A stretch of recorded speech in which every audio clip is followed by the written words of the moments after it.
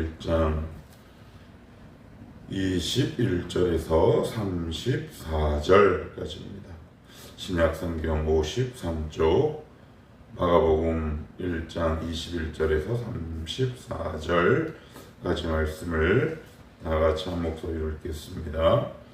그들이 가버나움에 들어가니라. 예수께서 곧 안식일에 회당에 들어가 가르치심에 뭇 사람이 그의 교훈에 놀라니 이는 그가 가르치신 것이 권위 있는 자와 같고 서기관들과 같지 아니함일러라. 마침 그들의 회당에 더러운 귀신 들린 사람이 있어 소리질러 이르되 나사렛 예수여, 우리가 당신과 무슨 상관이 있나이까? 우리를 멸하러 왔나이까? 나는 당신이 누구인 줄 아노니 하나님의 거룩한 자니이다. 예수께서 꾸짖어 이르시되 잠잠하고 그 사람에게서 나오라 하시니 더러운 귀신이 그 사람에게 경련을 일으키고 큰 소리를 지르며 나오는지라. 다 놀라 서러므로 이르되 이는 어찌미냐? 권위 있는 새 교훈이로다. 더러운 귀신들에게 명한즉 순종하는도다 하더라. 예수의 소문이 곧 온 갈릴리 사방에 퍼지더라. 회당에서 나와 곧 야고보와 요한과 함께 시몬과 안드레의 집에 들어가시니 시몬의 장모가 열병으로 누워 있는지라. 사람들이 곧 그 여자에 대하여 예수께 여짜온대 나아가사 그 손을 잡아 일으키시니 열병이 떠나고 여자가 그들에게 수종되니라. 저물어 해질 때 모든 병자와 귀신 들린 자를 예수께 데려오니 온 동네가 그 문 앞에 모였더라. 예수께서 각종 병이 든 많은 사람을 고치시며 많은 귀신을 내쫓으시되 귀신이 자기를 알므로 그 말하는 것을 허락하지 아니하시니라. 아멘.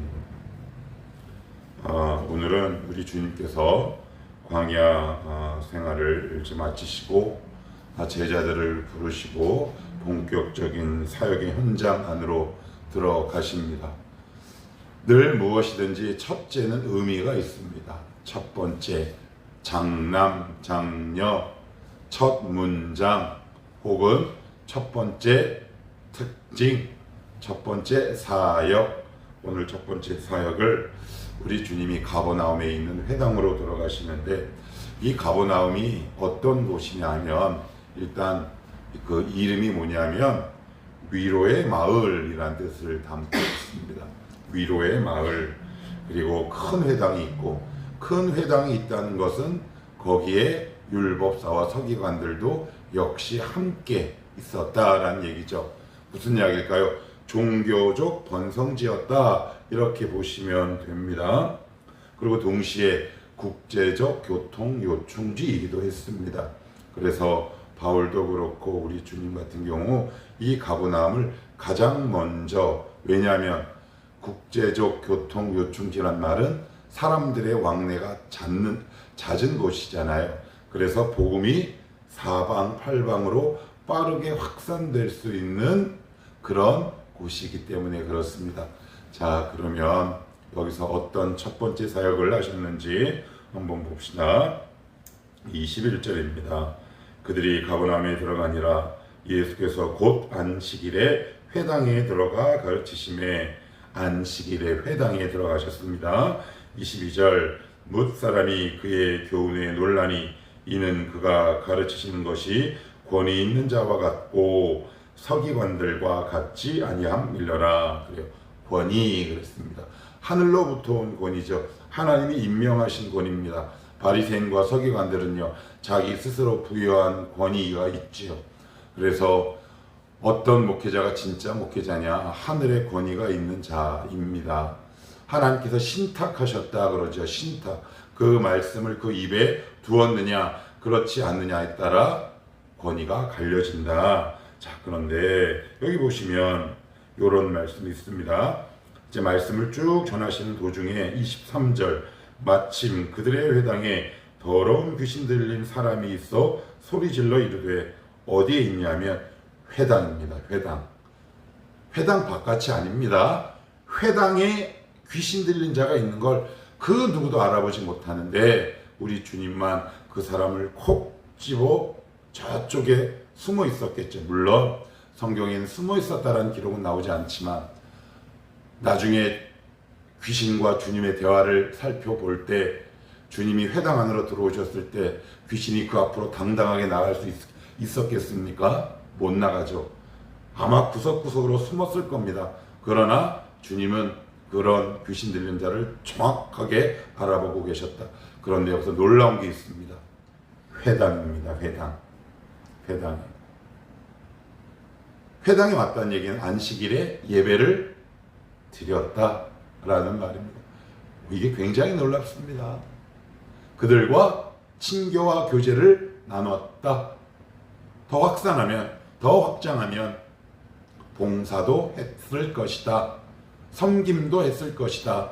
그러나 그 안에 귀신이 있었다. 라는 말은 오늘 우리에게 굉장한 충격으로 다가옵니다. 주일에 예배하고 함께 식사도 하고 그리고 교제도 하고 청모임도 하고 봉사도 하지만 그 안에 해결되지 않은 귀신의 영이 있었다라는 말이라면 여러분들이 온전히 수긍할 수 있겠습니까? 그러나 오늘 본문은 그 지점을 굉장히 날카롭게 지적하고 있습니다. 왜 이 귀신을 쫓아내는 일을 먼저 하셨을까요? 영적 전쟁을 선포하시는 겁니다. 너희들의 이제 앞으로 본격적인 신앙생활을 열 터인데 얘들아, 보이지 않는 영적 세계가 있다라는 것을 독자와 제자들에게 지금 눈앞에 현장에서 생생하게 알려주시기 위함에 바로 이 가버나움에 있는 회당으로 들어가요. 자, 그러면 아까 이야기했던 것을 조금 더 보충하면 왜 그는 주일에 회당에 와서 안식에 예배를 드리고 그 사람들과 함께 교제도 하고 종교적 형식과 행사를 다 갖췄음에도 불구하고 귀신이 있었는가?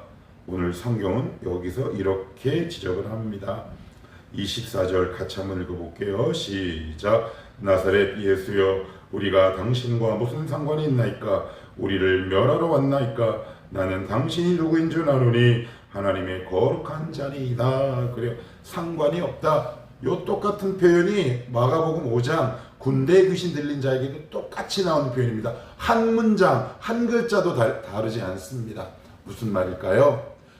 주님은 압니다. 지적으로 동의합니다. 그러나 복종과 순종이 빠져 있습니다. 여러분, 예수를 믿는다고 해서 다 같이 예수를 믿는 게 아니다. 지적으로 저 주님입니다. 그러나 그의 영혼과 그의 실제적인 삶에는 말씀에 대한 자발적 복종과 순종이 결여되어 있습니다. 저는 그래서 이것을 이렇게 표현하고 싶습니다. 선긋기. 우리 선을 긋잖아요. 금을 긋습니다.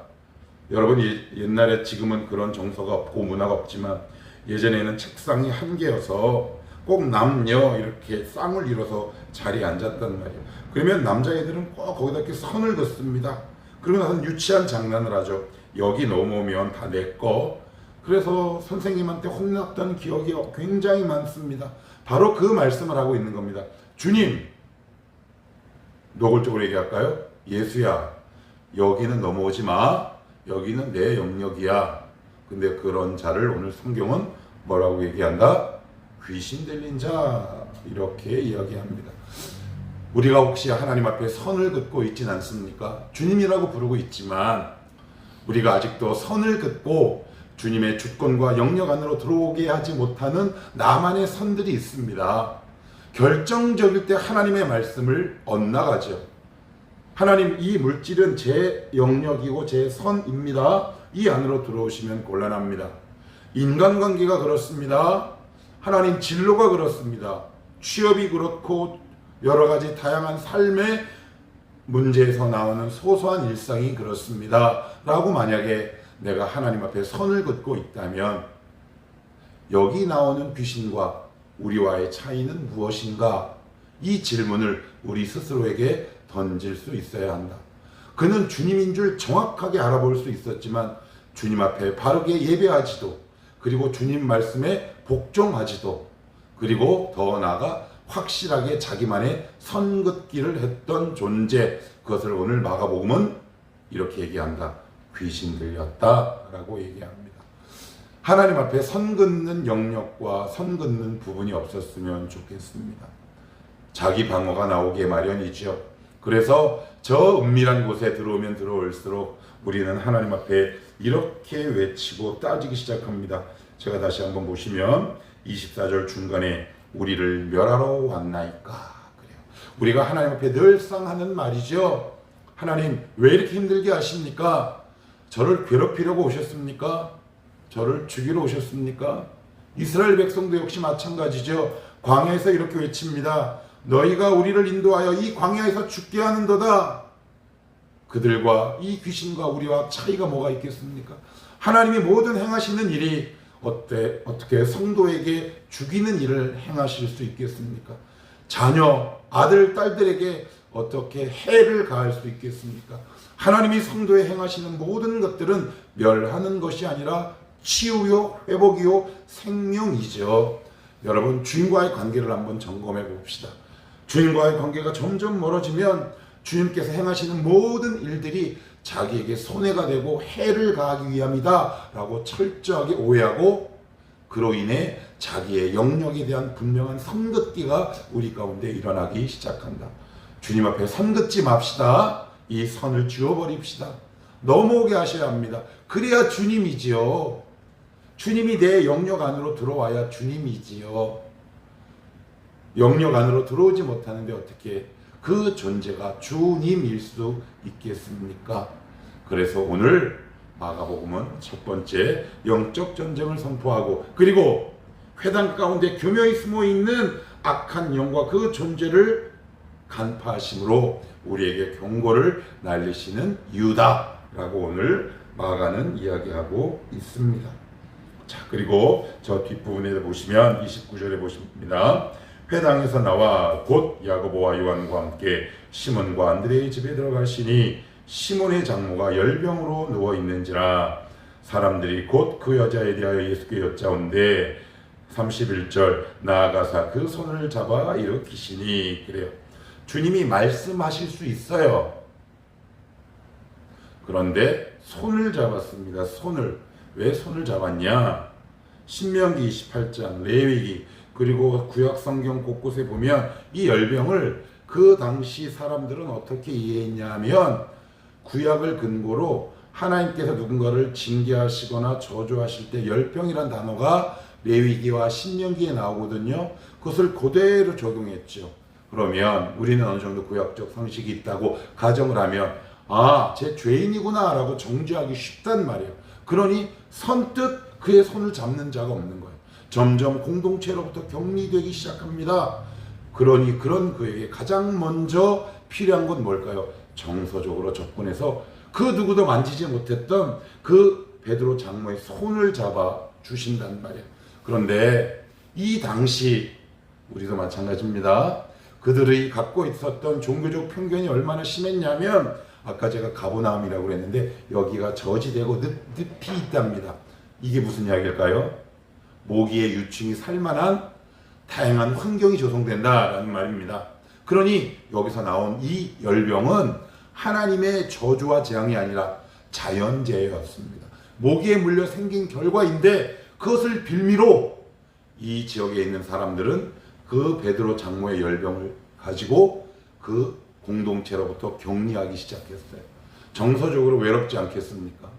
그러니 주님은 다른 어떤 것보다도 베드로의 장모의 손을 잡고 그의 열병을 고쳐주셨습니다. 이게 되게 무섭습니다. 교회를 다니면 다닐수록 종교적 편견에 갇혀있는 수많은 영혼들을 보게 됩니다. 이건 이래서 안 돼, 저건 저래서 안 돼 라고 얘기합니다. 그래서 끊임없이 자유를 허락하는 것이 아니라 억압과 구속을 하는 것이죠. 너무나 많지만 그 가운데에서도 약간 비루하고 단편적인 내용이긴 하지만, 예전에 있던 교회에서 어떤 한 청년이 머리를 좀 염색을 빨갛게 하고 문신을 하고 왔습니다. 저에게 어떤 한 성도가 물어보더라고요. 쟤는 누구예요? 뭘 누구긴 누구냐? 성도다. 그 눈빛이 모든 것을 말해줍니다. 제가 왜 여기 왔냐는 겁니다. 이런 애도 예배 드릴 수 있냐는 거죠. 그래서 제가 나중에 권사님들이랑 식사하는 자리에서 농반진반으로 이야기합니다. 그냥 머리를 볶든 빡빡 밀든 온몸에 타투를 하든 그냥 좀 내버려 두십시오. 그래도 예배당에 와서 예수 만나러 왔는데 우리의 정죄 어린 눈빛과 함부로 나온 입술이 그들의 영혼을 다 가로막을 수 있습니다 라고 말씀을 드렸더니 일부 분들은 입을 삐쭉 내미시더라고요. 그들도 열심히 교회에 다니지만 그들도 모르는 사이에 이미 종교적 편견에 갇혀 쟤들은 왠지 여기 와서는 안 될 존재인 것 마냥 누군가를 가르고 분리하고 선을 긋고 누군가를 밀어낸다면 우리가 바로 이 당시에 있었던 수많은 종교적 편견에 갇혀있는 또 다른 누군가가 우리가 아니겠습니까? 복음을 안다는 것은 수용과 확장이 일어나는 것이다. 저는 이렇게 말씀드리고 싶습니다.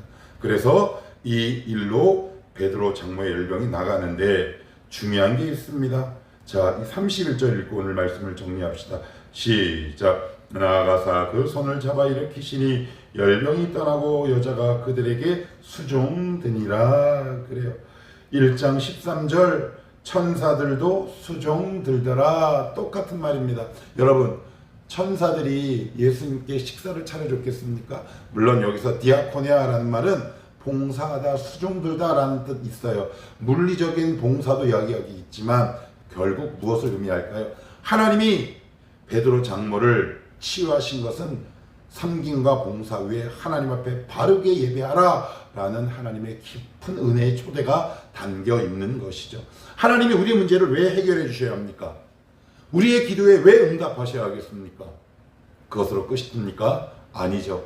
하나님이 우리의 문제를 치유하시고 인도하시고 회복하시는 것은 그 문제로 끝나는 것이 아니라 그 문제 해결과 회복, 치유를 통해 하나님 앞에 더 가까이 나오는 예배자의 삶을 살아가라 라는 뜻이 그 문제의 해답과 응답 뒤에 숨어 있지 않겠습니까? 그러나 많은 분들, 많은 경우에는 그 응답만으로 끝나죠. 그래서 이렇게 끝납니다. 하나님 감사합니다. 끝. 하나님이 이 문제를 왜 나에게 허락하셨을까? 왜 응답하시고 해결해 주셨는가? 우리 주님을 수종들기 위해 봉사와 헌신은 물론이요, 하나님을 더 가까이서 예배하는 진짜 예배자의 모습으로 살아가도록 우리의 문제와 여러 가지 역경과 고난과 심지어 육체의 연약함도 치유하시는 분이다. 오늘도 이 말씀이 여러분들에게 위로가 되었으면 좋겠고요. 그리고 하나님께서 어떤 문제를 해결하시면 그것으로 끝나지 말고 하나님을 더욱더 가까이 찾을 수 있는 이 시대의 진정한 수종자요 예배자가 되었으면 좋겠습니다. 기도합시다.